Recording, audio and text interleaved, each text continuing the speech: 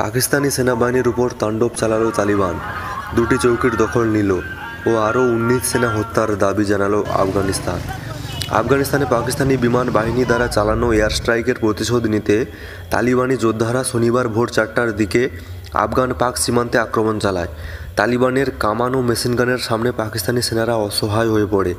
তালিবান যোদ্ধাদের এই হামলায় পাকিস্তানি সেনাবাহিনীকে তাদের দুটি সীমান্ত চৌকি ছেড়ে পিছু হটতে বাধ্য হতে হয়। শুধু তাই নয়, তালিবানের দাবি এই আক্রমণে পাকিস্তানের প্রায় 19 জন সেনা নিহত হয়েছে। টোলো নিউজের প্রতিবেদন অনুযায়ী তালিবানের প্রতিরক্ষা মন্ত্রণালয় জানিয়েছে যে ডুরান্ড লাইনের কাছাকাছি পাকটিয়া ও খোস্ত এলাকায় এই সংঘর্ষ হয়েছে। এই সংঘর্ষে তালিবান যোদ্ধারা শুধু পাকিস্তানি চৌকিতে হামলা চালিয়ে ক্ষান্ত হয়নি, বরং সেগুলো পুড়িয়ে ধ্বংস করে দিয়েছে। তাদের আক্রমণ এতটাই ভয়াবহ ছিল যে পাকিস্তানি সেনাদের কাছে পিছু হটা ছাড়া আর কোনো উপায় ছিল না। তালিবানের প্রতিরক্ষা মন্ত্রণালয় আরও জানিয়েছে যে যোদ্ধারা অন্তত 19 জন পাকিস্তানি সেনাকে হত্যা করেছে। পাকিস্তান তার ক্ষোভ ও ভীরুতা প্রকাশ করে সীমান্ত সংলগ্ন বেসরকারি এলাকাগুলোতে মর্টার হামলা চালায়, যেখানে 3 জন সাধারণ নাগরিকের মৃত্যু হয়েছে।